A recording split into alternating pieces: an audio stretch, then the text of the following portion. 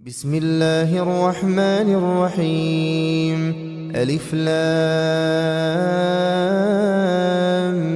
ميم. ذلك الكتاب لا ريب فيه هدى للمتقين الذين يؤمنون بالغيب ويقيمون الصلاة ومما رزقناهم ينفقون والذين يؤمنون بما أنزل إليك وما أنزل من قبلك وبالآخرة هم يوقنون أولئك على هدى من ربهم وأولئك هم المفلحون. إن الذين كفروا سواء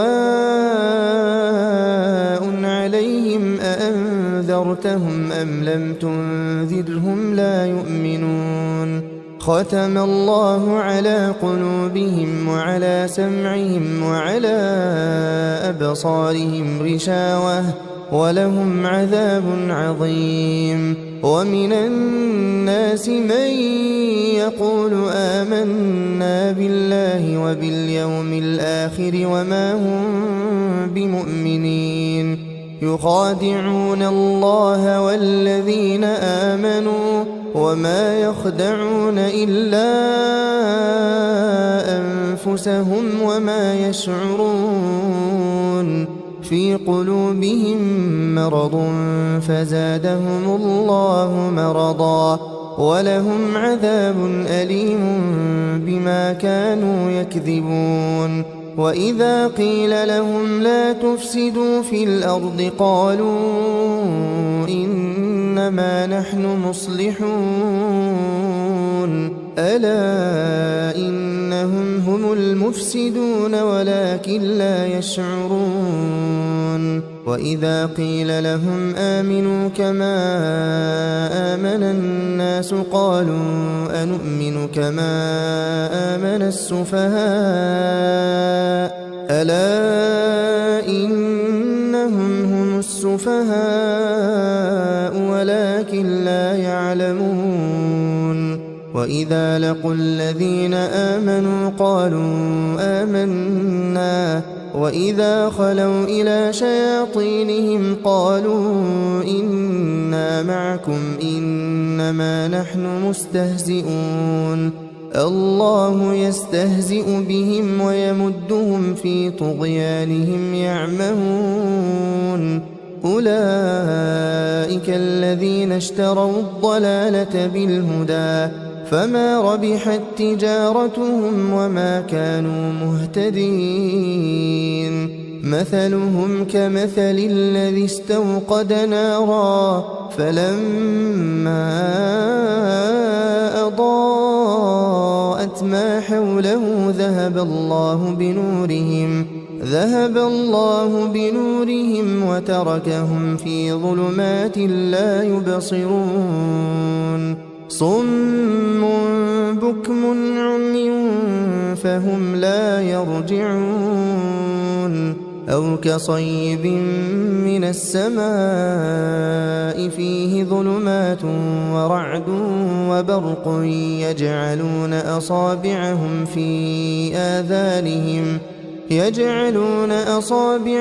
في آذانهم من الصواعق حذر الموت والله محيط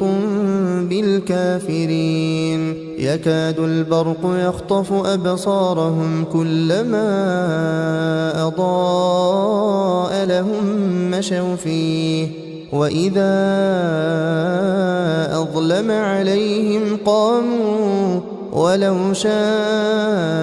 الله لذهب بسمعهم وأبصارهم إن الله على كل شيء قدير. يا أيها الناس اعبدوا ربكم الذي خلقكم والذين من قبلكم لعلكم تتقون. الذي جعل لكم الأرض فراشا والسماء بناء وأنزل من السماء فأخرج به من الثمرات رزقا لكم فلا تجعلوا لله أندادا وأنتم تعلمون وإن كنتم في ريب مما نزلنا على عبدنا فأتوا بسورة من مثله وادعوا شهداءكم من دون الله إن كنتم صادقين فإن لم تفعلوا ولن تفعلوا فاتقوا النار التي وقودها الناس والحجارة أعدت للكافرين وبشر الذين آمنوا وعملوا الصالحات أن لهم جنات تجري من تحتها الأنهار كلما رزقوا منها من ثمرة رزقا قالوا هذا الذي رزقنا من قبل وأتوا به متشابها ولهم فيها أزواج مطهرة وهم فيها خالدون إن الله لا يستحيي أن يضرب مثلا ما بعوضة فما فوقها فأما الذين آمنوا فيعلمون أنه الحق من ربهم وأما الذين كفروا فيقولون ماذا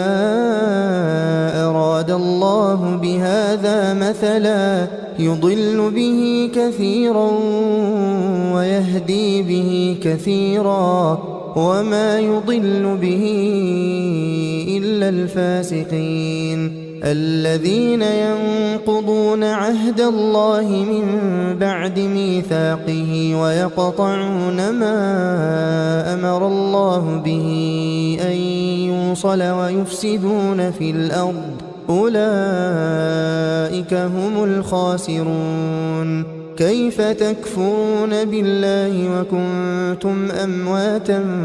فأحياكم ثم يميتكم ثم يحييكم ثم إليه ترجعون هو الذي خلق لكم ما في الأرض جميعا ثم استوى إلى السماء فسواهن 7 سماوات وهو بكل شيء عليم وإذ قال ربك للملائكة إني جاعل في الأرض خليفة قالوا أتجعل فيها من يفسد فيها ويسفك الدماء ونحن نسبح بحمدك ونقدس لك قال إني أعلم ما لا تعلمون وعلم آدم الأسماء كلها ثم عرضهم على الملائكة فقال أنبئوني بأسماء هؤلاء إن كنتم صادقين قالوا سبحانك لا علم لنا إلا ما علمتنا إنك أنت العليم الحكيم قال يا آدم أنبئهم بأسمائهم فلما أنبأهم بأسمائهم قال ألم أقل لكم إني أعلم غيب السماوات والأرض وأعلم ما تبدون وما كنتم تكتمون وإذ قلنا للملائكة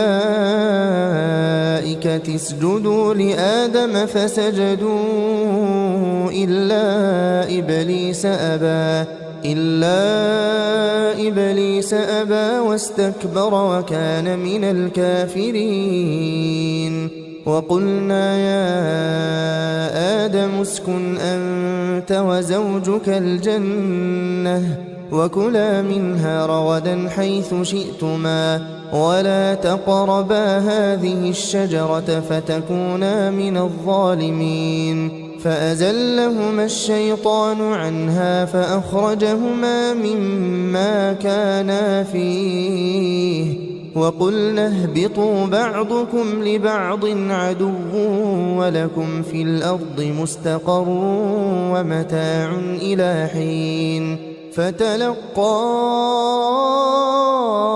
آدم من ربه كلمات فتاب عليه إنه هو التواب الرحيم قلنا اهبطوا منها جميعا فإما يأتينكم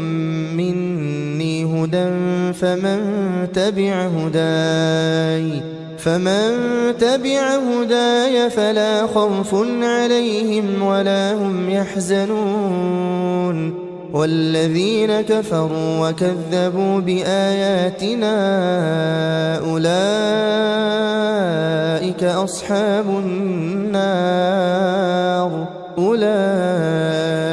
أصحاب النار هم فيها خالدون يا بني إسرائيل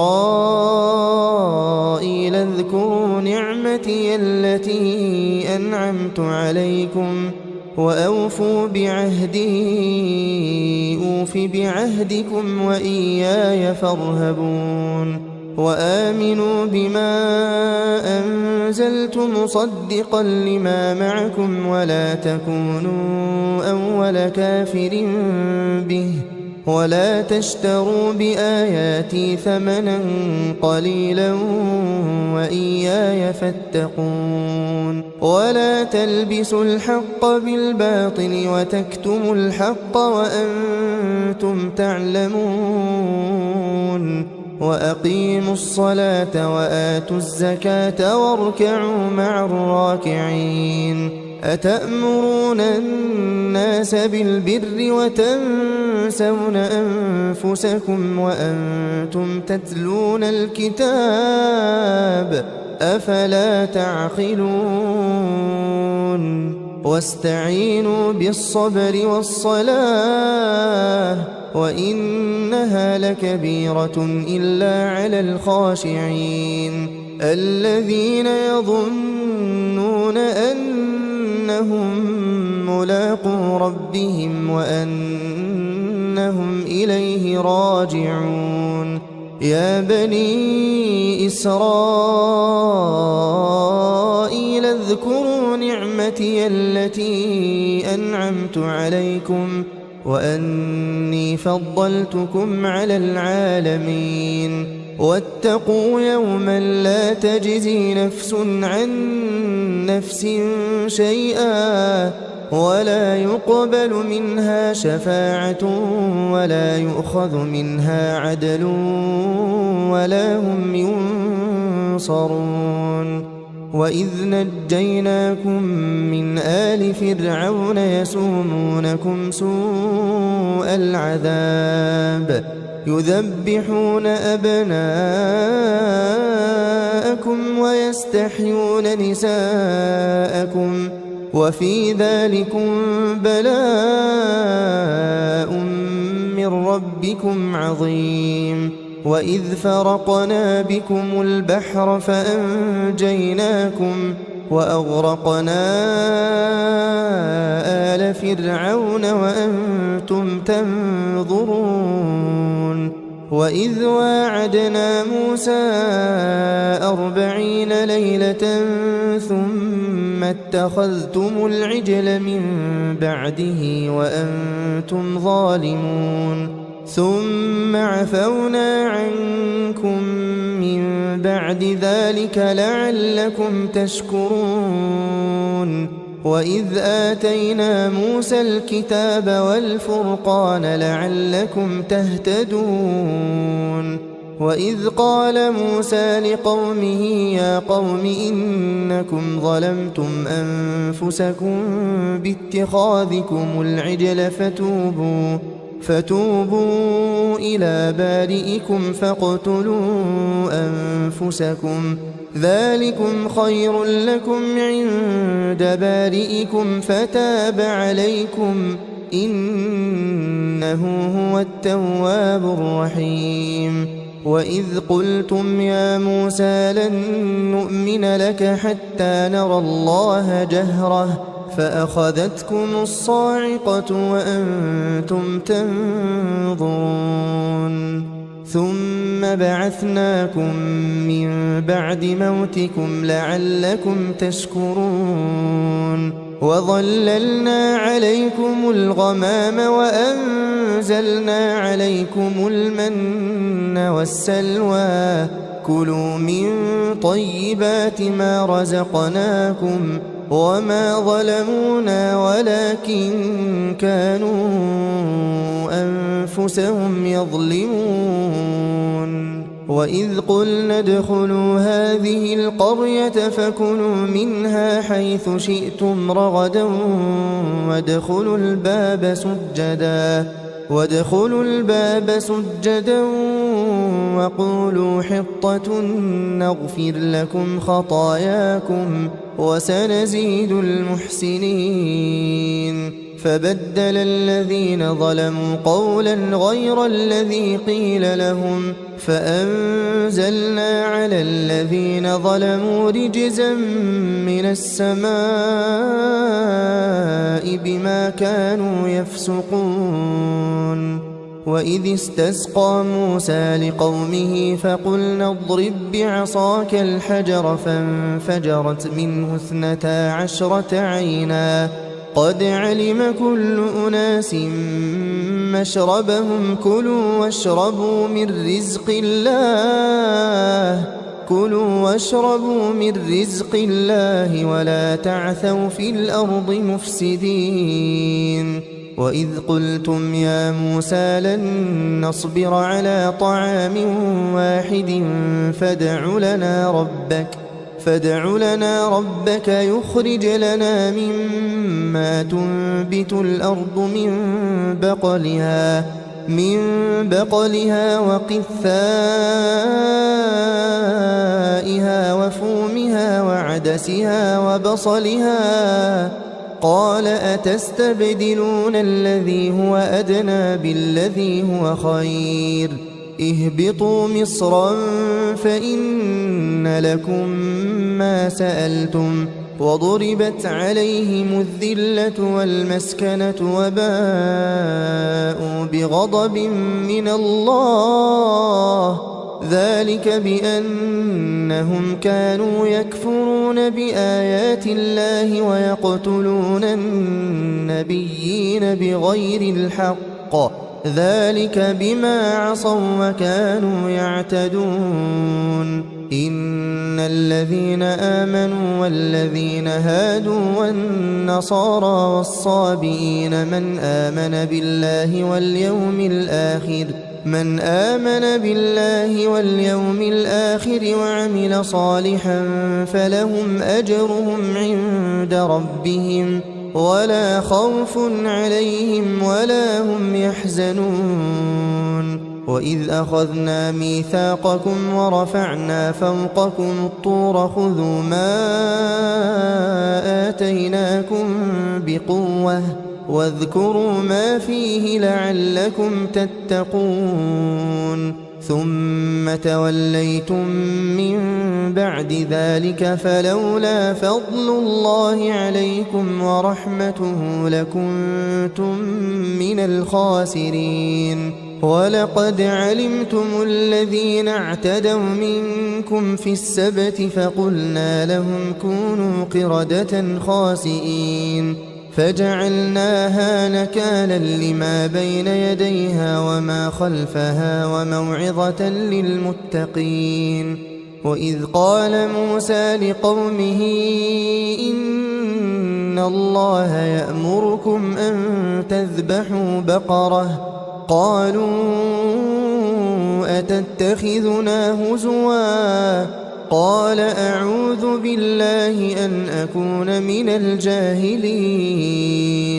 قالوا ادع لنا ربك يبين لنا ما هي قال إنه يقول إنها بقرة لا فارض ولا بكر عوان بين ذلك فافعلوا ما تؤمرون قالوا ادع لنا ربك يبين لنا ما لونها قال إنه يقول إنها بقرة صفراء فاقع لونها تسر الناظرين قالوا ادع لنا ربك يبين لنا ما هي إن البقرة شابه علينا وإنا إن شاء الله لمهتدون قال إنه يقول إنها بقرة لا ذلول تثير الأرض ولا تسقي الحرث مسلمة لا شية فيها قالوا الآن جئت بالحق فذبحوها وما كادوا يفعلون وإذ قتلتم نفسا فادارأتم فيها والله مخرج ما كنتم تكتمون فقلنا اضربوه ببعضها كذلك يحيي الله الموتى ويريكم آياته لعلكم تعقلون ثم قست قلوبكم من بعد ذلك فهي كالحجارة أو أشد قسوة وإن من الحجارة لما يتفجر منه الأنهار وإن منها لما يشقق فيخرج منه الماء وإن منها لما يهبط من خشية الله وما الله بغافل عما تعملون أفتطمعون أن يؤمنوا لكم وقد كان فريق منهم يسمعون كلام الله ثم يحرفونه من بعد ما عقلوه وهم يعلمون وإذا لقوا الذين آمنوا قالوا آمنا وإذا خلا بعضهم إلى بعض قالوا أتحدثونهم بما فتح الله عليكم ليحاجوكم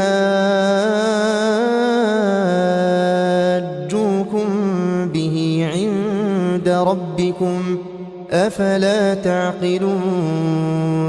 أولا يعلمون أن الله يعلم ما يسرون وما يعلنون ومنهم أميون لا يعلمون الكتاب إلا أماني وإن هم إلا يظنون فويل للذين يكتبون الكتاب بأيديهم ثم يقولون هذا من عند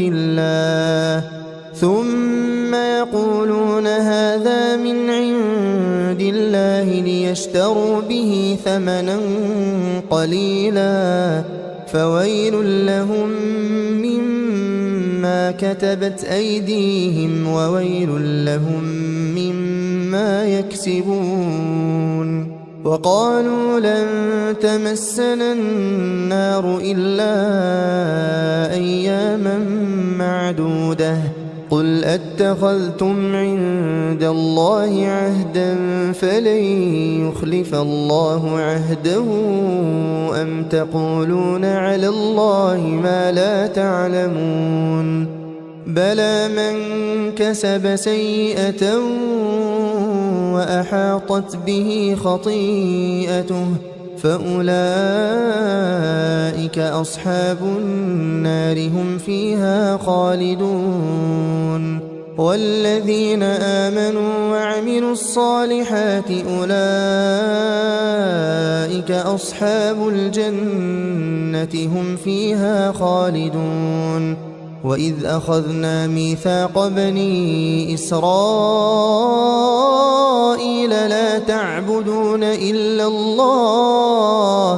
لا تعبدون إلا الله وبالوالدين إحسانا وذي القربى واليتامى والمساكين وقولوا للناس حسنا وأقيموا الصلاة وآتوا الزكاة ثم توليتم إلا قليلا منكم وأنتم معرضون وإذ أخذنا ميثاقكم لا تسفكون دماءكم ولا تخرجون أنفسكم من دياركم ثم أقررتم وأنتم تشهدون ثم أنتم هؤلاء تقتلون أنفسكم وتخرجون فريقا منكم من ديارهم تظاهرون عليهم بالإثم والعدوان وإن يأتوكم أسارى تفادوهم وهو محرم عليكم إخراجهم أفتؤمنون ببعض الكتاب وتكفرون ببعض فما جزاء من يفعل ذلك منكم إلا خزي في الحياة الدنيا ويوم القيامة يردون إلى أشد العذاب وما الله بغافل عما تعملون أولئك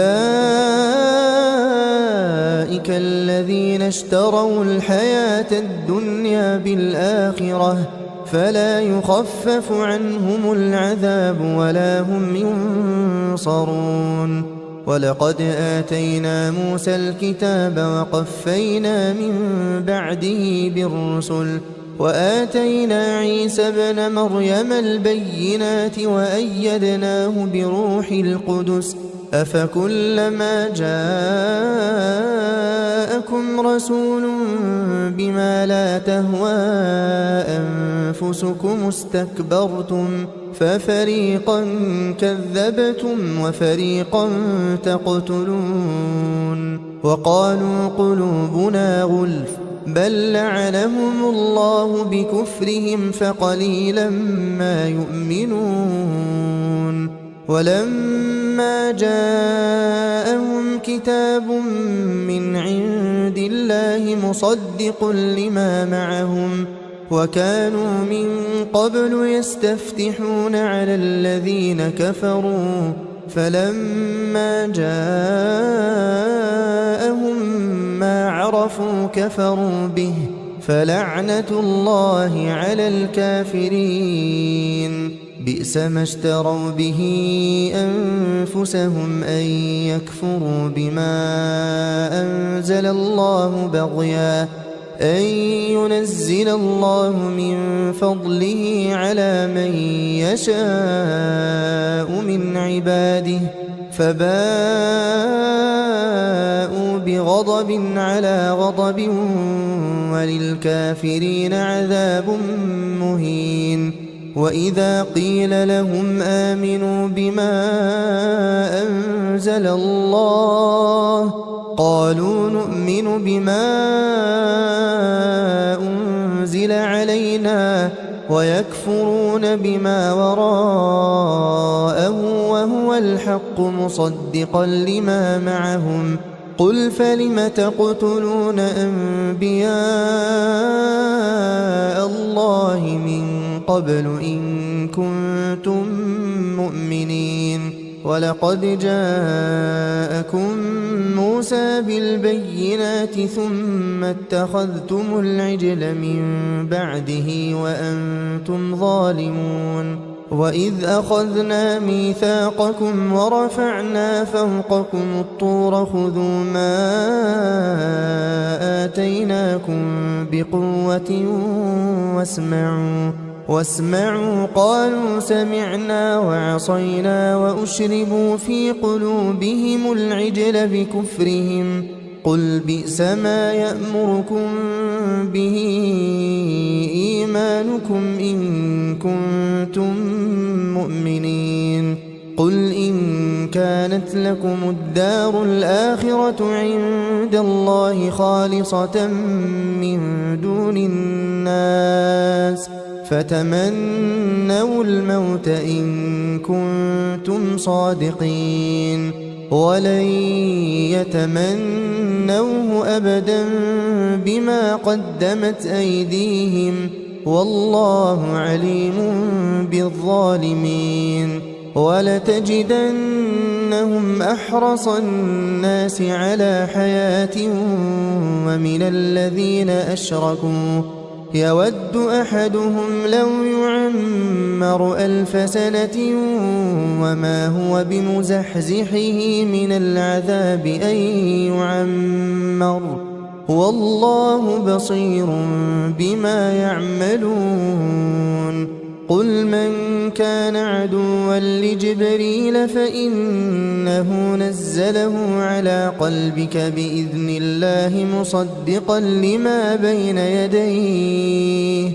مصدقا لما بين يديه وهدى وبشرى للمؤمنين من كان عدوا لله وملائكته ورسله وجبريل وميكال فإن الله عدو للكافرين ولقد أنزلنا إليك آيات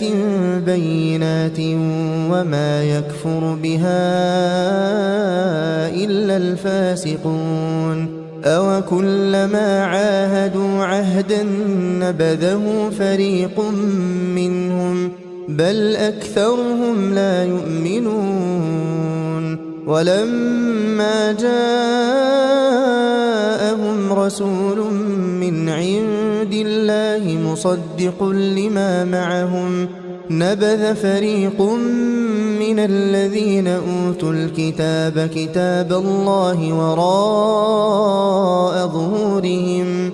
نبذ فريق من الذين أوتوا الكتاب كتاب الله وراء ظهورهم كأنهم لا يعلمون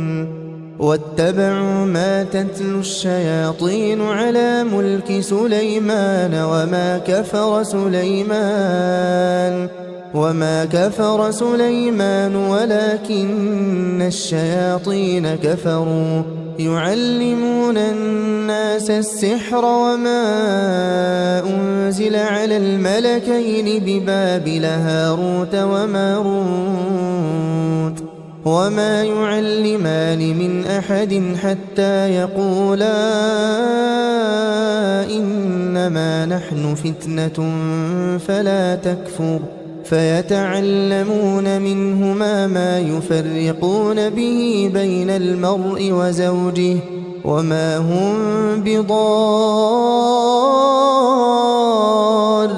به من أحد إلا بإذن الله ويتعلمون ما يضرهم ولا ينفعهم ولقد علموا لمن اشتراه ما له في الآخرة من خلاق ولبئس ما شروا به أنفسهم لو كانوا يعلمون ولو أنهم آمنوا واتقوا لمثوبة من عند الله خير لو كانوا يعلمون يا أيها الذين آمنوا لا تقولوا راعنا وقولوا انظرنا واسمعوا وللكافرين عذاب أليم ما يود الذين كفروا من أهل الكتاب ولا المشركين أن ينزل عليكم من خير من ربكم والله يختص برحمته من يشاء والله ذو الفضل العظيم ما ننسخ من آية أو ننسها نأت بخير منها أو مثلها ألم تعلم أن الله على كل شيء قدير ألم تعلم أن الله له ملك السماوات والأرض وما لكم من دون الله من ولي ولا نصير أم تريدون أن تسألوا رسولكم كما سئل موسى من قبل ومن يتبدل الكفر بالإيمان فقد ضل سواء السبيل ود كثير من أهل الكتاب لو يردونكم من بعد إيمانكم كفارا حسدا من عند أنفسهم من بعد ما تبين لهم الحق فاعفوا واصفحوا حتى يأتي الله بأمره إن الله على كل شيء قدير وأقيموا الصلاة وآتوا الزكاة وما تقدموا لأنفسكم من خير تجدوه عند الله إن الله بما تعملون بصير وقالوا لن يدخل الجنة إلا من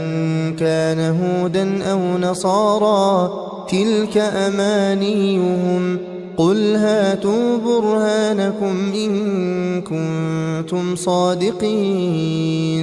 بلى من أسلم وجهه لله وهو محسن فله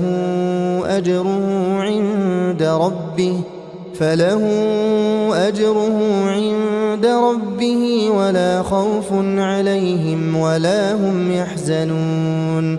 وقالت اليهود ليست النصارى على شيء وقالت النصارى ليست اليهود على شيء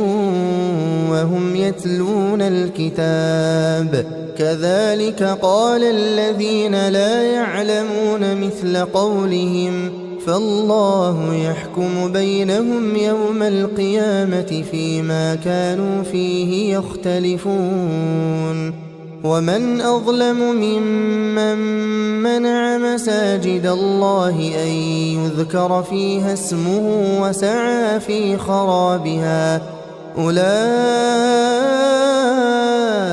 ما كان لهم أن يدخلوها إلا خائفين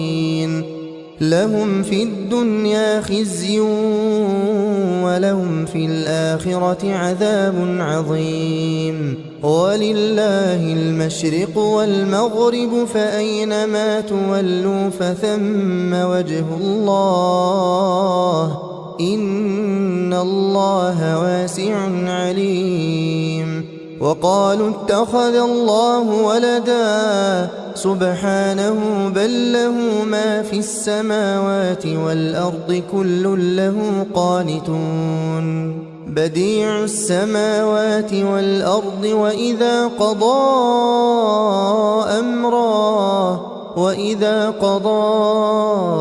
أمرا فإنما يقول له كن فيكون وقال الذين لا يعلمون لولا يكلمنا الله أو تأتينا آية كذلك قال الذين من قبلهم مثل قولهم تشابهت قلوبهم قد بينا الآيات لقوم يوقنون إنا أرسلناك بالحق بشيرا ونذيرا ولا تسأل عن أصحاب الجحيم ولن ترضى عنك اليهود ولا النصارى حتى تتبع ملتهم قل إن هدى الله هو الهدى ولئن اتبعت أهواءهم بعد الذي جاءك من العلم ما لك من الله من ولي ولا نصير الذين آتيناهم الكتاب يتلونه حق تلاوته أولئك يؤمنون به ومن يكفر به فأولئك هم الخاسرون يا بني إسرائيل اذكروا نعمتي التي أنعمت عليكم وأني فضلتكم على العالمين واتقوا يوما لا تجزي نفس عن نفس شيئا ولا يقبل منها عدل ولا تنفعها شفاعة ولا هم ينصرون وإذ ابتلى إبراهيم ربه بكلمات فأتمهن قال إني جاعلك للناس إماما قال ومن ذريتي قال لا ينال عهد الظالمين وإذ جعلنا البيت مثابة للناس وأمنا واتخذوا من مقام إبراهيم مصلى وعهدنا إلى إبراهيم وإسماعيل أن طهرا بيتي للطائفين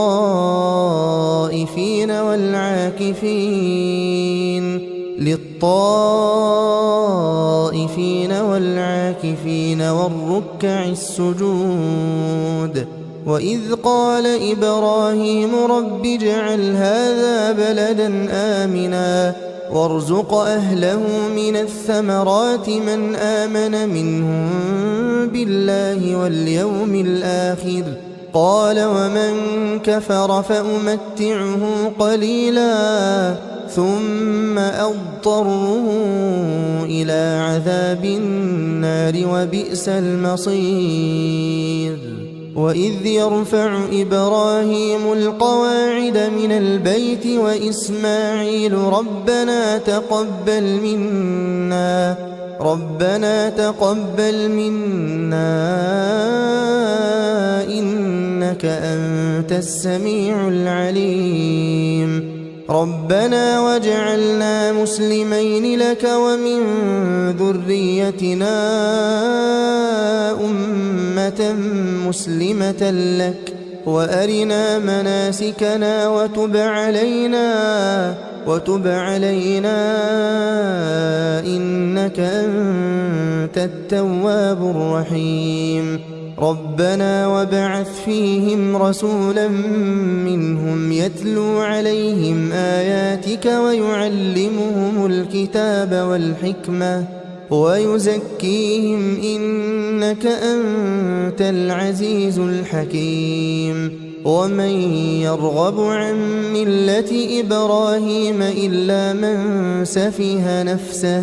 ولقد اصطفيناه في الدنيا وإنه في الآخرة لمن الصالحين إذ قال له ربه أسلم قال أسلمت لرب العالمين ووصى بها إبراهيم بنيه ويعقوب يا بني إن الله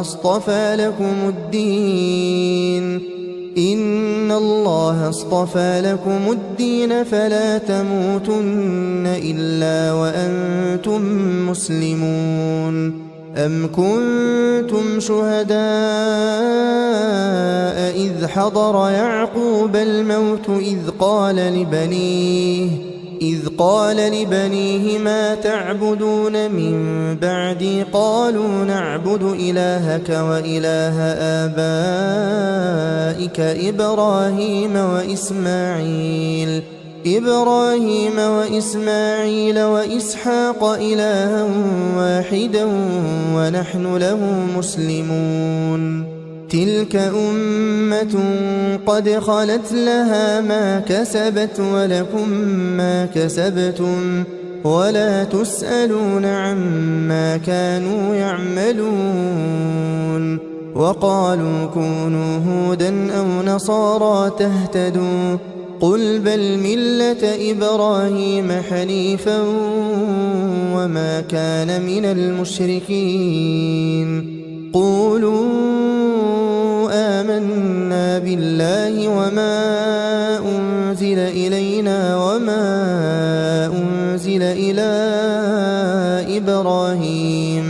وما أنزل إلى إبراهيم وإسماعيل وإسحاق ويعقوب والأسباط وما أوتي موسى وعيسى وما أوتي النبيون من ربهم لا نفرق بين أحد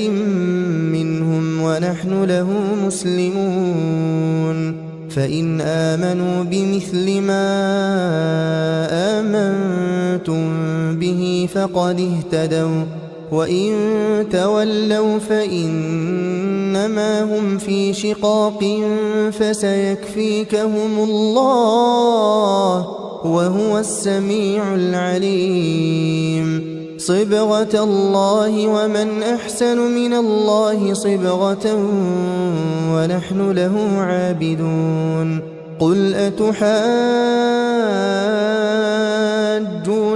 في الله وهو ربنا وربكم ولنا أعمالنا ولكم أعمالكم ونحن له مخلصون أم تقولون إن إبراهيم وإسماعيل وإسحاق ويعقوب والأسباط كانوا هودا أو نصارى قل أأنتم أعلم أم الله ومن أظلم ممن كتم شهادة عنده من الله وما الله بغافل عما تعملون تلك أمة قد خلت لها ما كسبت ولكم ما كسبتم ولا تسألون عما كانوا يعملون سيقول السفهاء من الناس ما ولاهم عن قبلتهم التي كانوا عليها قل لله المشرق والمغرب يهدي من يشاء إلى صراط مستقيم وكذلك جعلناكم أمة وسطا لتكونوا شهداء على الناس ويكون الرسول عليكم شهيدا وما جعلنا القبلة التي كنت عليها إلا لنعلم من يتبع الرسول ممن ينقلب على عقبيه وإن كانت لكبيرة إلا على الذين هدى الله وما كان الله ليضيع إيمانكم إن الله بالناس لرؤوف رحيم قد نرى تقلب وجهك في السماء فلنولينك قبلة ترضاها فول وجهك شطر المسجد الحرام وحيث ما كنتم فولوا وجوهكم شطره وإن الذين أوتوا الكتاب ليعلمون أنه الحق من ربهم وما الله بغافل عما يعملون ولئن أتيت الذين أوتوا الكتاب بكل آية ما تبعوا قبلتك وما أنت بتابع قبلتهم وما بعضهم بتابع قبلة بعض ولئن اتبعت أهواءهم من بعد ما جاءك من العلم إنك إذا لمن الظالمين الذين آتيناهم الكتاب يعرفونه كما يعرفون أبناءهم وإن فريقا منهم ليكتمون الحق وهم يعلمون الحق من ربك فلا تكونن من الممترين ولكل وجهة هو موليها فاستبقوا الخيرات أينما تكونوا يأت بكم الله جميعا إن الله على كل شيء قدير ومن حيث خرجت فول وجهك شطر المسجد الحرام وإنه للحق من ربك وما الله بغافل عما تعملون ومن حيث خرجت فول وجهك شطر المسجد الحرام وحيث ما كنتم فولوا وجوهكم شطره لئلا يكون للناس عليكم حجة إلا الذين ظلموا منهم فلا تخشوهم واخشوني ولأتم نعمتي عليكم ولعلكم تهتدون كما أرسلنا فيكم رسولا منكم يتلو عليكم آياتنا ويزكيكم ويعلمكم الكتاب والحكمة ويعلمكم ما لم تكونوا تعلمون فاذكروني أذكركم واشكروا لي ولا تكفرون يا أيها الذين آمنوا استعينوا بالصبر والصلاة إن الله مع الصابرين ولا تقولوا لمن يقتل في سبيل الله أموات بل أحياء ولكن لا تشعرون ولنبلونكم بشيء من الخوف والجوع ونقص من الأموال والأنفس والثمرات وبشر الصابرين الذين إذا أصابتهم مصيبة قالوا إنا لله وإنا إليه راجعون أولئك عليهم صلوات من ربهم ورحمة وأولئك هم المهتدون إن الصفا والمروة من شعائر الله فمن حج البيت أو اعتمر فلا جناح عليه أن يطوف بهما ومن تطوع خيرا فإن الله شاكر عليم إن الذين يكتمون ما أنزلنا من البينات والهدى من بعد ما بيناه للناس في الكتاب أولئك يلعنهم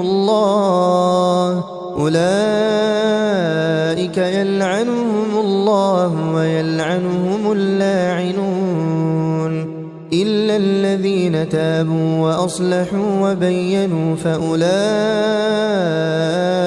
أتوب عليهم وأنا التواب الرحيم إن الذين كفروا وماتوا وهم كفار أولئك عليهم لعنة الله والملائكة والناس أجمعين خالدين فيها لا يخفف عنهم العذاب ولا هم ينظرون وإلهكم إله واحد لا إله إلا هو الرحمن الرحيم إن في خلق السماوات والأرض واختلاف الليل والنهار والفلك التي تجري في البحر بما ينفع الناس وما أنزل الله من السماء من ماء فأحيا به الأرض بعد موتها وبث فيها من كل دابة وتصريف الرياح والسحاب المسخر بين السماء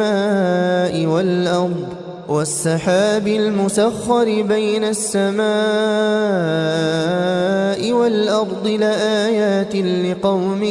يعقلون ومن الناس من يتخذ من دون الله أندادا يحبونهم كحب الله والذين آمنوا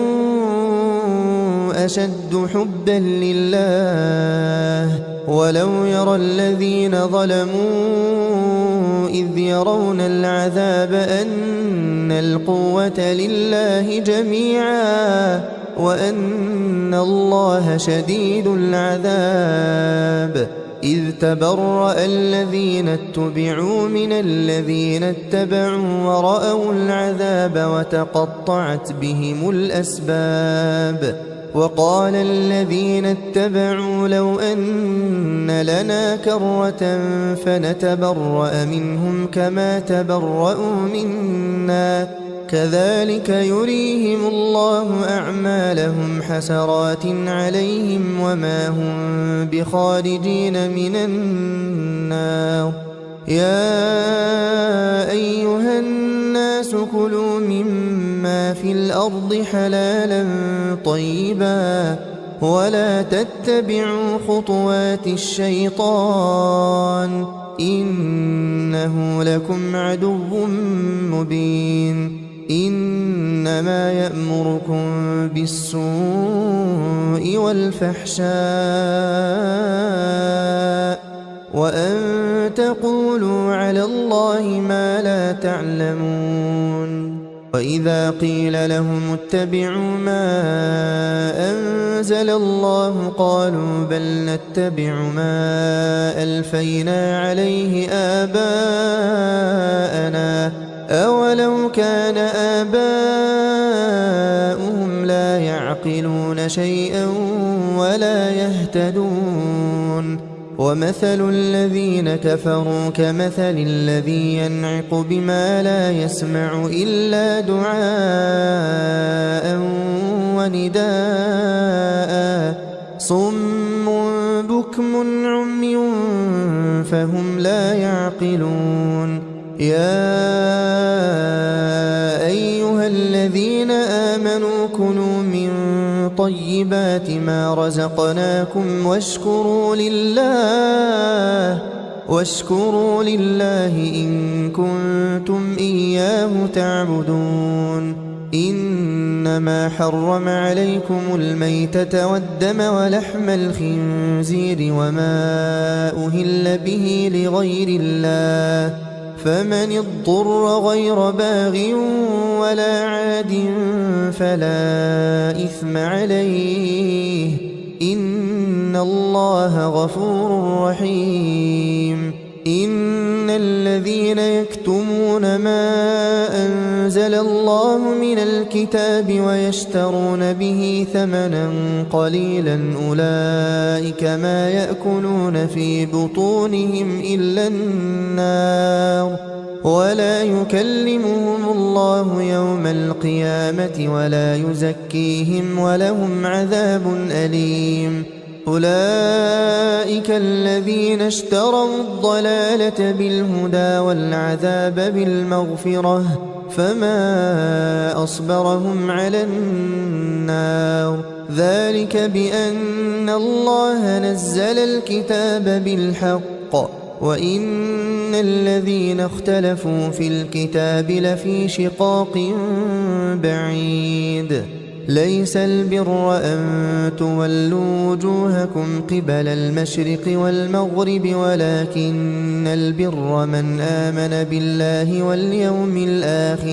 ولكن البر من آمن بالله واليوم الآخر والملائكة والكتاب والنبيين وآتى المال على حبه ذوي القربى واليتامى والمساكين وابن السبيل والسائلين وفي الرقاب وأقام الصلاة وآتى الزكاة والموفون بعهدهم إذا عاهدوا والصابرين في البأساء والضراء وحين البأس أولئك الذين صدقوا وأولئك هم المتقون يا أيها الذين آمنوا كتب عليكم القصاص في القتلى الحر بالحر والعبد بالعبد والأنثى بالأنثى فمن عفي له من أخيه شيء فاتباع بالمعروف وأداء إليه بإحسان ذلك تخفيف من ربكم ورحمة فمن اعتدى بعد ذلك فله عذاب أليم ولكم في القصاص حياة يا أولي الألباب لعلكم تتقون كتب عليكم إذا حضر أحدكم الموت إن ترك خيرا الوصية للوالدين والأقربين بالمعروف حقا على المتقين فمن بدله بعدما سمعه فإنما إثمه على الذين يبدلونه إن الله سميع عليم فمن خاف من موص جنفا أو إثما فأصلح بينهم فلا إثم عليه إن الله غفور رحيم يا أيها الذين آمنوا كتب عليكم الصيام كما كتب على الذين من قبلكم لعلكم تتقون أياما معدودات فمن كان منكم مريضا أو على سفر فعدة من أيام أخر وعلى الذين يطيقونه فدية طعام مسكين فمن تطوع خيرا فهو خير له وأن تصوموا خير لكم إن كنتم تعلمون شهر رمضان الذي أنزل فيه القرآن هدى للناس وبينات من الهدى والفرقان فمن شهد منكم الشهر فليصمه ومن كان مريضا أو على سفر فعدة من أيام أخر يريد الله بكم اليسر ولا يريد بكم العسر ولتكملوا العدة ولتكبروا الله على ما هداكم ولعلكم تشكرون وإذا سألك عبادي عني فإني قريب أجيب دعوة الداع إذا دعان فليستجيبوا لي وليؤمنوا بي لعلهم يرشدون أحل لكم ليلة الصيام الرفث إلى نسائكم هن لباس لكم وأنتم لباس لهن علم الله أنكم كنتم تختانون أنفسكم فتاب عليكم وعفى عنكم فالآن باشروهن وابتغوا ما كتب الله لكم وكلوا واشربوا حتى يتبين لكم الخيط الأبيض من الخيط الأسود من الفجر ثم أتموا الصيام إلى الليل ولا تباشروهن وأنتم عاكفون في المساجد تلك حدود الله فلا تقربوها كذلك يبين الله آياته للناس لعلهم يتقون ولا تأكلوا أموالكم بينكم بالباطل وتدلوا بها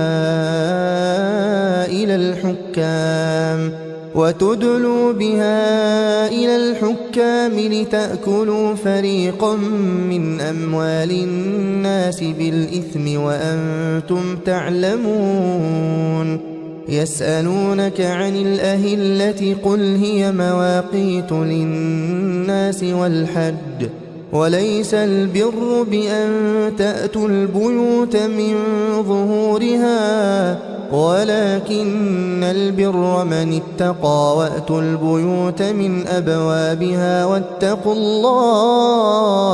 واتقوا الله لعلكم تفلحون وقاتلوا في سبيل الله الذين يقاتلونكم ولا تعتدوا إن الله لا يحب المعتدين واقتلوهم حيث ثقفتموهم وأخرجوهم من حيث أخرجوكم والفتنة أشد من القتل ولا تقاتلوهم عند المسجد الحرام حتى يقاتلوكم فيه فإن قاتلوكم فاقتلوهم كذلك جزاء الكافرين فإن انتهوا فإن الله غفور رحيم وقاتلوهم حتى لا تكون فتنة ويكون الدين لله فإن انتهوا فلا عدوان إلا على الظالمين الشهر الحرام بالشهر الحرام والحرمات قصاص فمن اعتدى عليكم فاعتدوا عليه بمثل ما اعتدى عليكم واتقوا الله واعلموا أن الله مع المتقين وأنفقوا في سبيل الله ولا تلقوا بأيديكم إلى التهلكة وأحسنوا إن الله يحب المحسنين وأتموا الحج والعمرة لله فإن أحصرتم فما استيسر من الهدي ولا تحلقوا رؤوسكم حتى يبلغ الهدي محله فمن كان منكم مريضا أو به أذى من رأسه ففدية من صيام أو صدقة أو نسك فإذا أمنتم فمن تمتع بالعمرة إلى الحج فما استيسر من الهدي فمن لم يجد فصيام 3 أيام في الحج و7 إذا رجعتم تلك 10 كاملة ذلك لمن لم يكن أهله حاضر المسجد الحرام واتقوا الله واعلموا أن الله شديد العقاب الحج أشهر معلومات فمن فرض فيهن الحج فلا رفث ولا فسوق ولا جدال في الحج وما تفعلوا من خير يعلمه الله وتزودوا فإن خير الزاد التقوى واتقون يا أولي الألباب. ليس عليكم جناح أن تبتغوا فضلا من ربكم، فإذا أفضتم من عرفات فاذكروا الله عند المشعر الحرام، واذكروه كما هداكم وإن كنتم من قبله لمن الضالين.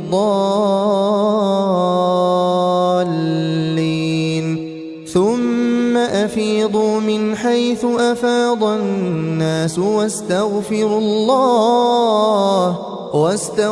الله إن الله غفور رحيم. فإذا قضيتم مناسككم فاذكروا الله كذكركم آباءكم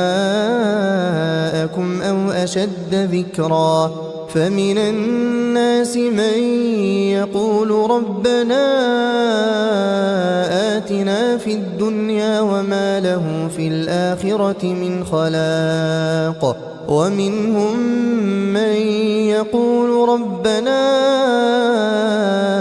آتنا في الدنيا حسنة وفي الآخرة حسنة وقنا عذاب النار. أولئك لهم نصيب مما كسبوا والله سريع الحساب. واذكروا الله في أيام معدودات، فمن تعجل في يومين فلا إثم عليه، ومن تأخر فلا إثم عليه لمن اتقى. واتقوا الله واعلموا أنكم إليه تحشرون. ومن الناس من يعجبك قوله في الحياة الدنيا ويشهد الله على ما في قلبه وهو ألد الخصام. وإذا تولى سعى في الأرض ليفسد فيها ويهلك الحرث والنسل والله لا يحب الفساد. وإذا قيل له اتق الله أخذته العزة بالإثم فحسبه جهنم ولبئس المهاد. ومن الناس من يشري نفسه ابتغاء مرضات الله والله رؤوف بالعباد. يا أيها الذين آمنوا ادخلوا في السلم كافة ولا تتبعوا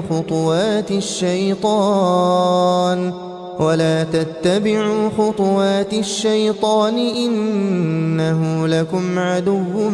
مبين. فإن زللتم من بعد ما جاءتكم البينات فاعلموا أن الله عزيز حكيم. هل ينظرون إلا أن يأتيهم الله في ظلل من الغمام والملائكة وقضي الأمر وإلى الله ترجع الأمور. سل بني إسرائيل كم آتيناهم من آية بينة ومن يبدل نعمة الله من بعد ما جاءته فإن الله شديد العقاب. زين للذين كفروا الحياة الدنيا ويسخرون من الذين آمنوا والذين اتقوا فوقهم يوم القيامة والله يرزق من يشاء بغير حساب. كان الناس أمة واحدة فبعث الله النبيين مبشرين ومنذرين وأنزل معهم الكتاب بالحق وأنزل معهم الكتاب بالحق ليحكم بين الناس فيما اختلفوا فيه وما اختلف فيه إلا الذين أوتوه من بعد ما جاءتهم البينات بغيا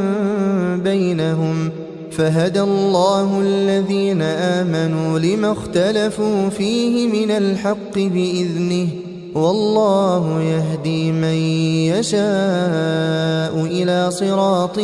مستقيم. أم حسبتم أن تدخلوا الجنة ولما يأتكم مثل الذين خلوا من قبلكم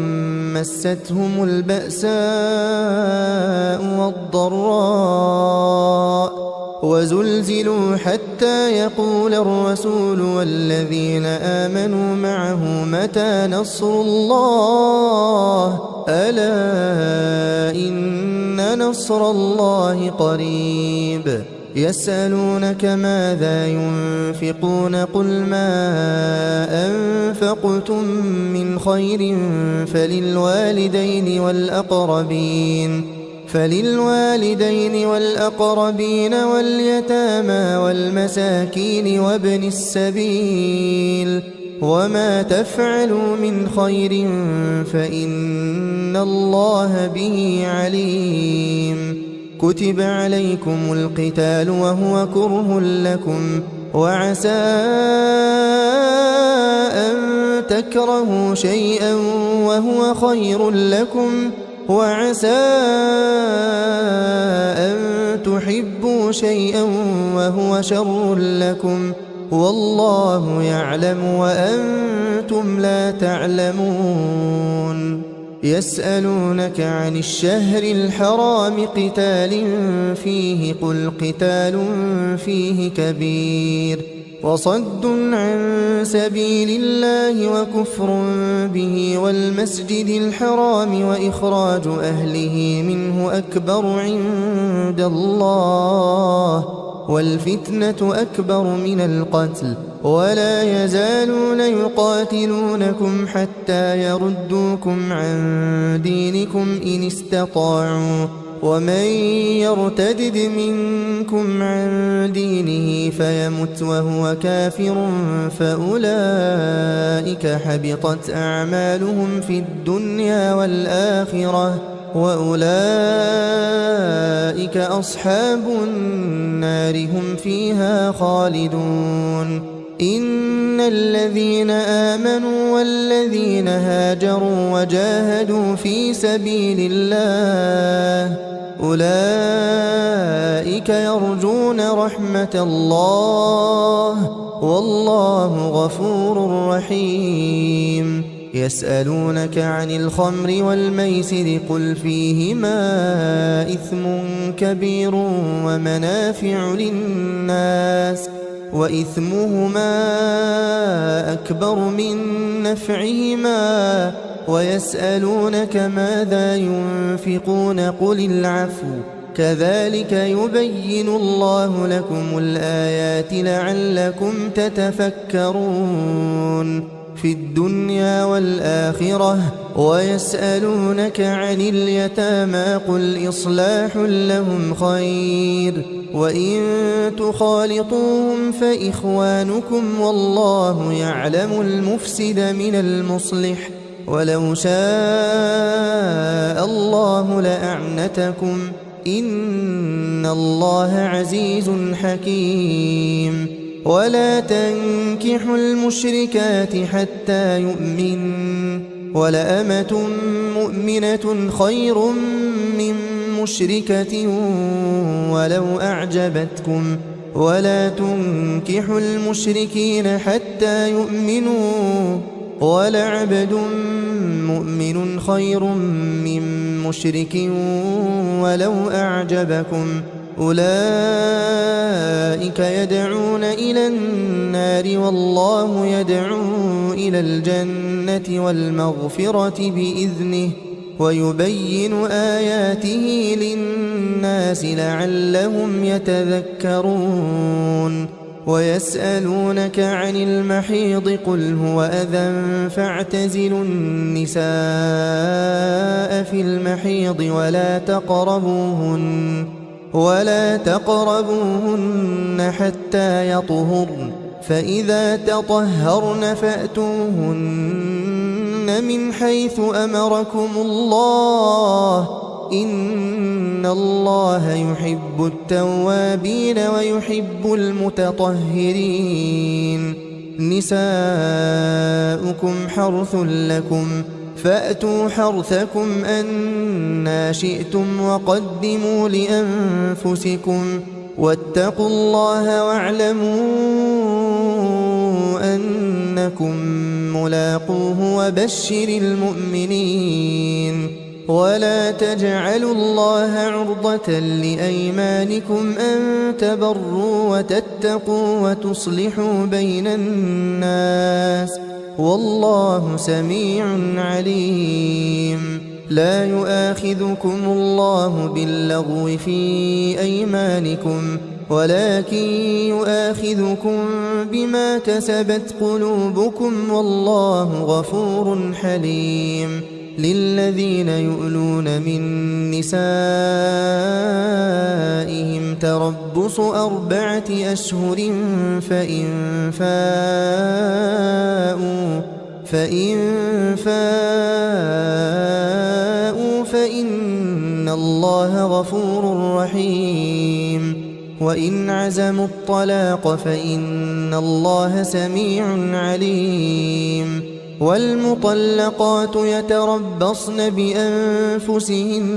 3 قروء ولا يحل لهن أن يكتمن ما خلق الله في أرحامهن إن كن يؤمن بالله واليوم الآخر وبعولتهن أحق بردهن في ذلك إن أرادوا إصلاحا ولهن مثل الذي عليهن بالمعروف وللرجال عليهن درجة والله عزيز حكيم الطلاق 2 فإمساك بمعروف أو تسريح بإحسان ولا يحل لكم أن تأخذوا مما آتيتموهن شيئا إلا أن يخافا ألا يقيما حدود الله فإن خفتم ألا يقيما حدود الله فلا جناح عليهما فيما افتدت به تلك حدود الله فلا تعتدوها ومن يتعد حدود الله فأولئك هم الظالمون فإن طلقها فلا تحل له من بعد حتى تنكح زوجا غيره فإن طلقها فلا جناح عليهما أن يتراجعا إن ظنا أن يقيما حدود الله وتلك حدود الله يبينها لقوم يعلمون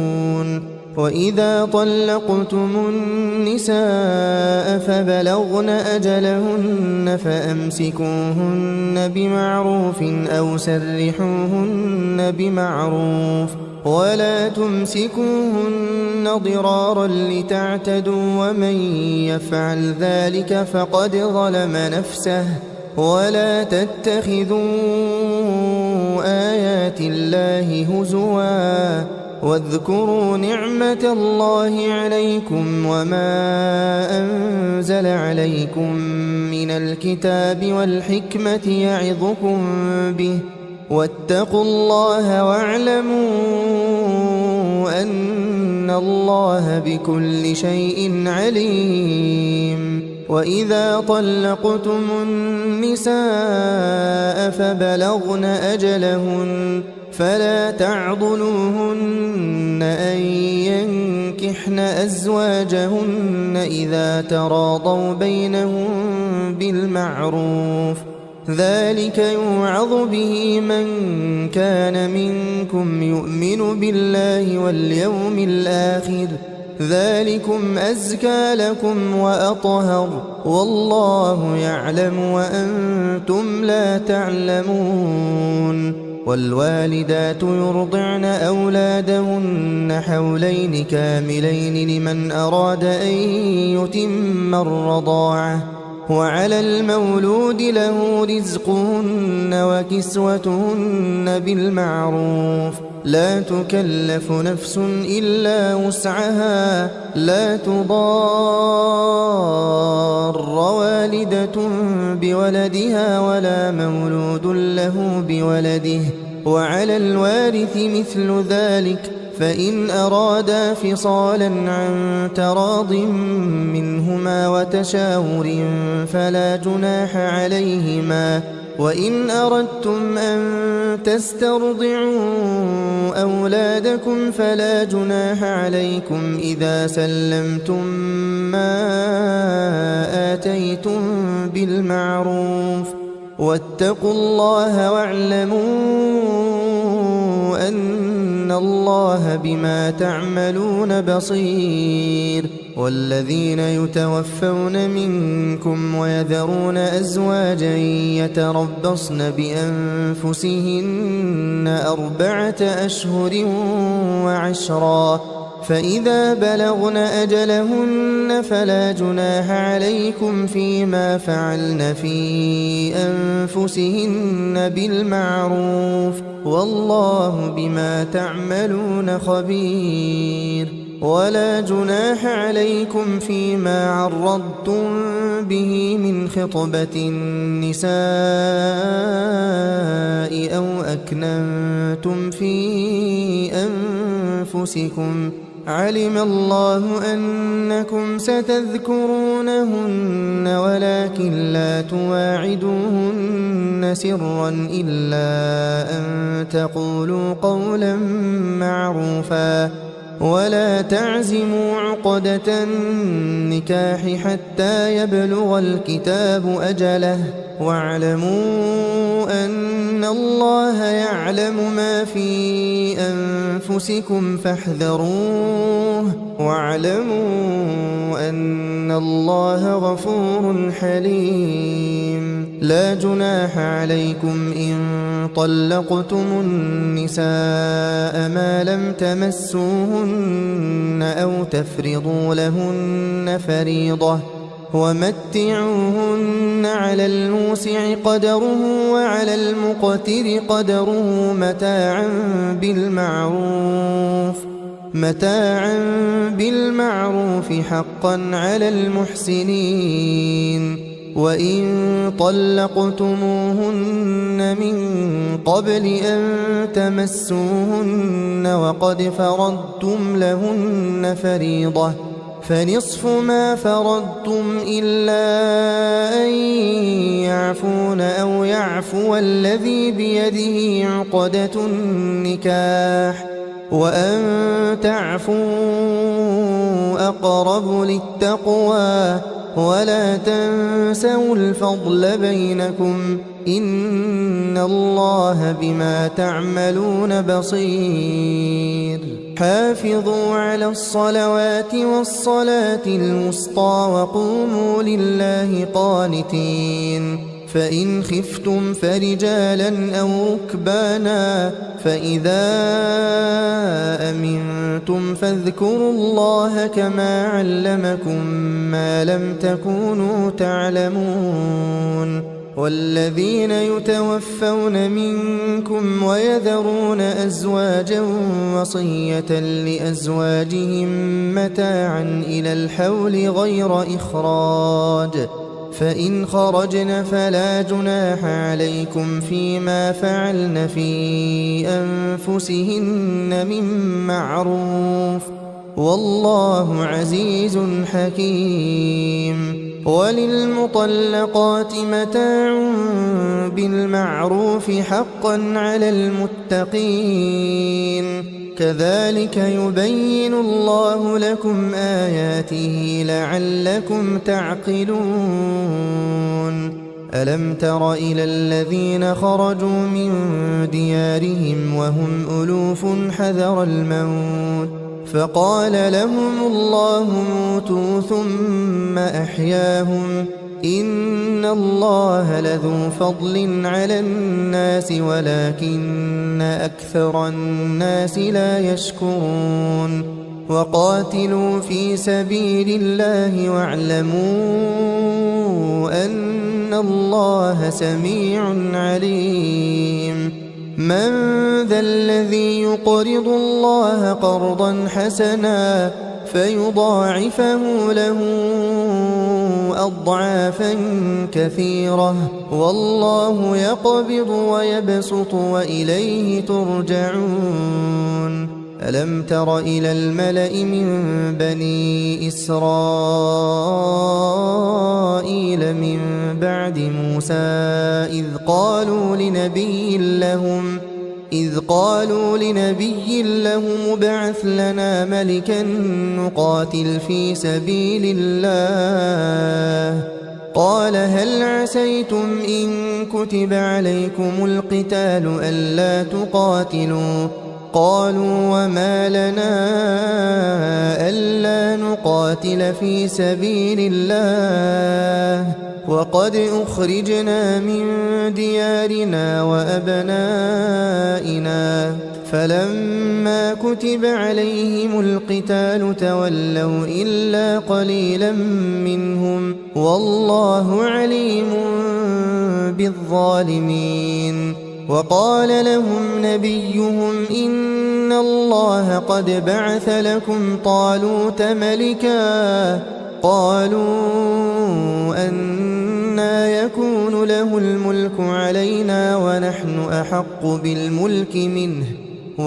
أحق بالملك منه ولم يؤت سعة من المال قال إن الله اصطفاه عليكم وزاده بسطة في العلم والجسم والله يؤتي ملكه من يشاء والله واسع عليم وقال لهم نبيهم إن آية ملكه أن يأتيكم التابوت فيه سكينة من ربكم وبقية مما ترك آل موسى وآل هارون تحمله الملائكة إن في ذلك لآية لكم إن كنتم مؤمنين فلما فصل طالوت بالجنود قال إن الله مبتليكم بنهر فمن شرب منه فليس مني ومن لم يطعمه فإنه مني إلا من اغترف غرفة بيده فشربوا منه إلا قليلا منهم فلما جاوزه هو والذين آمنوا معه قالوا لا طاقة لنا اليوم بجالوت وجنوده قال الذين يظنون أنهم ملاقو الله كم من فئة قليلة غلبت فئة كثيرة بإذن الله والله مع الصابرين ولما برزوا لجالوت وجنوده قالوا ربنا أفرغ علينا صبرا وثبت أقدامنا وانصرنا على القوم الكافرين فهزموهم بإذن الله وقتل داود جالوت وآتاه الله الملك والحكمة وعلمه مما يشاء ولولا دفع الله الناس بعضهم ببعض لفسدت الأرض ولكن الله ذو فضل على العالمين تلك آيات الله نتلوها عليك بالحق وإنك لمن المرسلين تلك الرسل فضلنا بعضهم على بعض منهم من كلم الله ورفع بعضهم درجات وآتينا عيسى ابن مريم البينات وأيدناه بروح القدس ولو شاء الله ما اقتتل الذين من بعدهم من بعد ما جاءتهم البينات ولكن اختلفوا فمنهم من آمن ومنهم من كفر ولو شاء الله ما اقتتلوا ولكن الله يفعل ما يريد يا أيها الذين آمنوا أنفقوا مما رزقناكم من قبل أن يأتي يوم لا بيع فيه ولا خلة ولا شفاعة والكافرون هم الظالمون الله لا إله إلا هو الحي القيوم لا تأخذه سنة ولا نوم له ما في السماوات وما في الأرض من ذا الذي يشفع عنده إلا بإذنه يعلم ما بين أيديهم وما خلفهم ولا يحيطون بشيء من علمه إلا بما شاء وسع كرسيه السماوات والأرض ولا يؤوده حفظهما وهو العلي العظيم لا إكراه في الدين قد تبين الرشد من الغي فمن يكفر بالطاغوت ويؤمن بالله فقد استمسك بالعروة الوثقى لا انفصام لها والله سميع عليم الله ولي الذين آمنوا يخرجهم من الظلمات إلى النور والذين كفروا أولياؤهم الطاغوت يخرجونهم من النور إلى الظلمات أولئك أصحاب النار هم فيها خالدون ألم تر إلى الذي حاج إبراهيم في ربه أن آتاه الله الملك إذ قال إبراهيم ربي الذي يحيي ويميت قال أنا أحيي وأميت قال إبراهيم فإن الله يأتي بالشمس من المشرق فأت بها من المغرب فبهت الذي كفر والله لا يهدي القوم الظالمين أو كالذي مر على قرية وهي خاوية على عروشها قال أنى يحيي هذه الله بعد موتها فأماته الله 100 عام ثم بعثه قال كم لبثت قال لبثت يوما أو بعض يوم قال بل لبثت 100 عام فانظر إلى طعامك وشرابك لم يتسنه وانظر إلى حمارك ولنجعلك آية للناس وانظر إلى العظام كيف ننشزها ثم نكسوها لحما فلما تبين له قال أعلم أن الله على كل شيء قدير وإذ قال إبراهيم رب أرني كيف تحيي الموتى قال أولم تؤمن قال بلى ولكن ليطمئن قلبي قال فخذ 4 من الطير فصرهن إليك ثم اجعل على كل جبل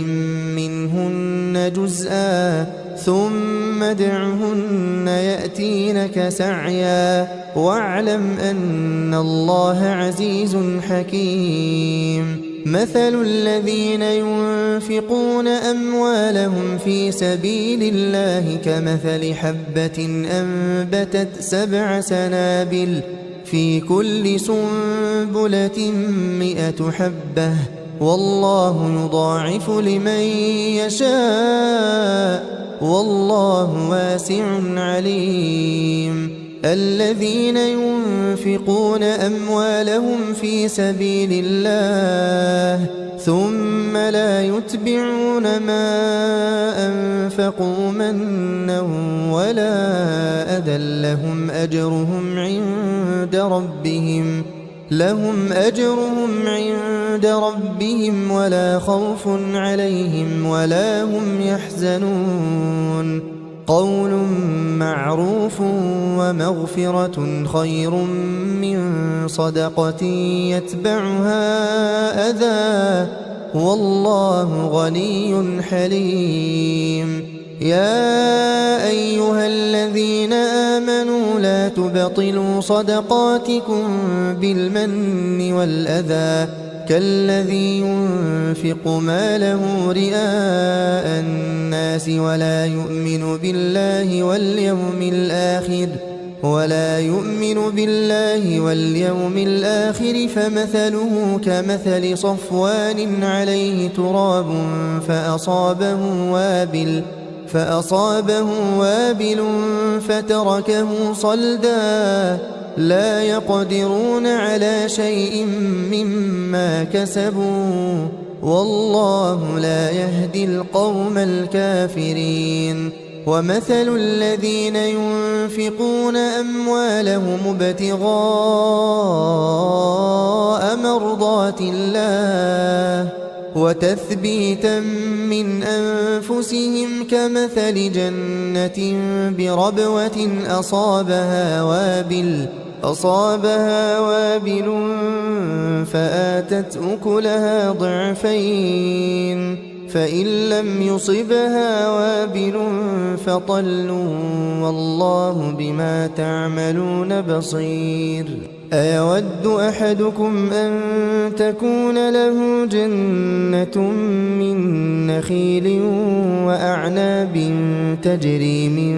تحتها الأنهار له فيها من كل الثمرات وأصابه الكبر وله ذرية ضعفاء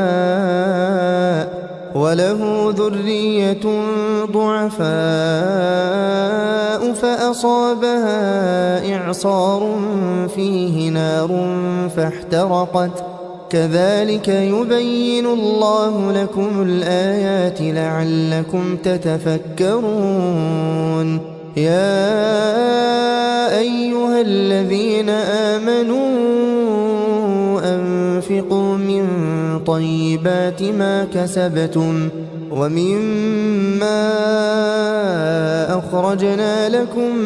من الأرض ولا تيمموا الخبيث منه تنفقون ولستم بآخذيه إلا أن تغمضوا فيه واعلموا أن الله غني حميد الشيطان يعدكم الفقر ويأمركم بالفحشاء والله يعدكم مغفرة منه وفضلا والله واسع عليم يؤتي الحكمة من يشاء ومن يؤت الحكمة فقد أوتي خيرا كثيرا وما يذكر إلا أولو الألباب وما أنفقتم من نفقة أو نذرتم من نذر فإن الله يعلمه وما للظالمين من أنصار إن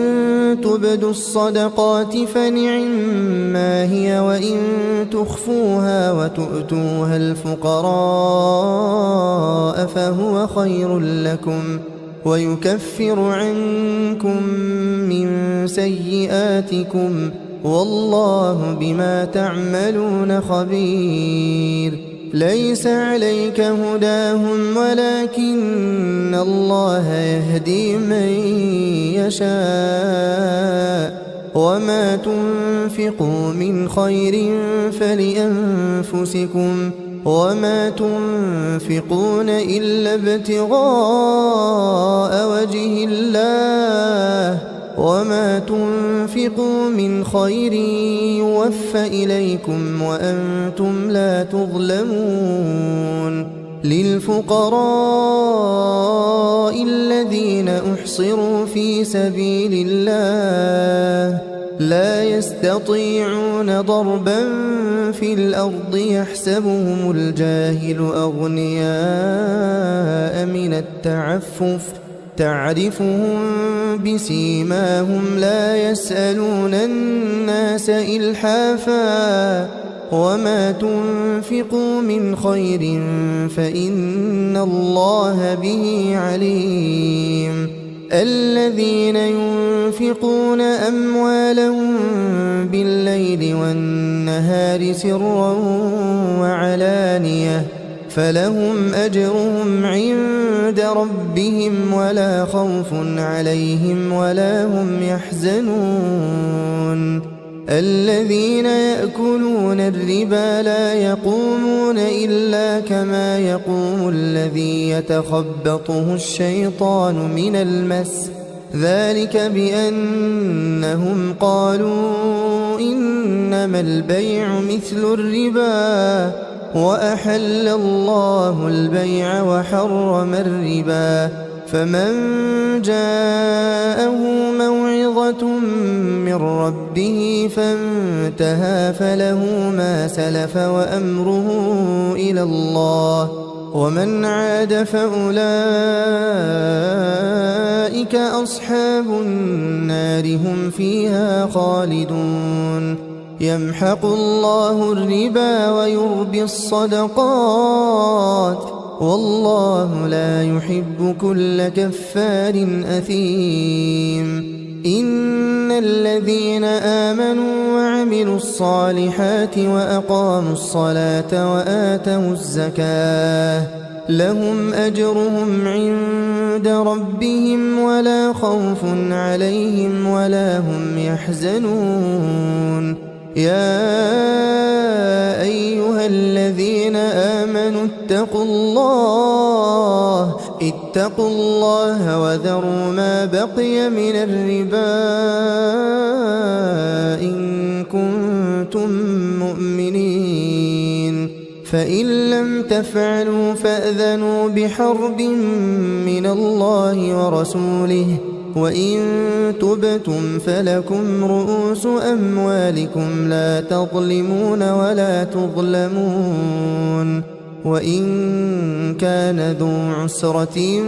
فنظرة إلى ميسرة وأن تصدقوا خير لكم إن كنتم تعلمون واتقوا يوما ترجعون فيه إلى الله ثم توفى كل نفس ما كسبت وهم لا يظلمون يا أيها الذين آمنوا إذا تداينتم بدين إلى أجل مسمى فاكتبوه وليكتب بينكم كاتب بالعدل ولا يأب كاتب أن يكتب كما علمه الله فليكتب وليملل الذي عليه الحق وليتق الله ربه ولا يبخس منه شيئا، فإن كان الذي عليه الحق سفيها أو ضعيفا أو لا يستطيع أن يمل هو فليملل وليه بالعدل، واستشهدوا شهيدين من رجالكم فإن لم يكونا رجلين فرجل وامرأتان ممن ترضون من الشهداء أن تضل إحداهما فتذكر إحداهما الأخرى، ولا يأبى الشهداء إذا ما دعوا، ولا تسأموا أن تكتبوه صغيرا أو كبيرا إلى أجله، ذلكم أقسط عند الله وأقوم للشهادة وأدنى ألا ترتابوا، إلا أن تكون تجارة حاضرة تديرونها بينكم فليس عليكم جناح ألا تكتبوها، وأشهدوا إذا تبايعتم، ولا يضار كاتب ولا شهيد، وإن تفعلوا فإنه فسوق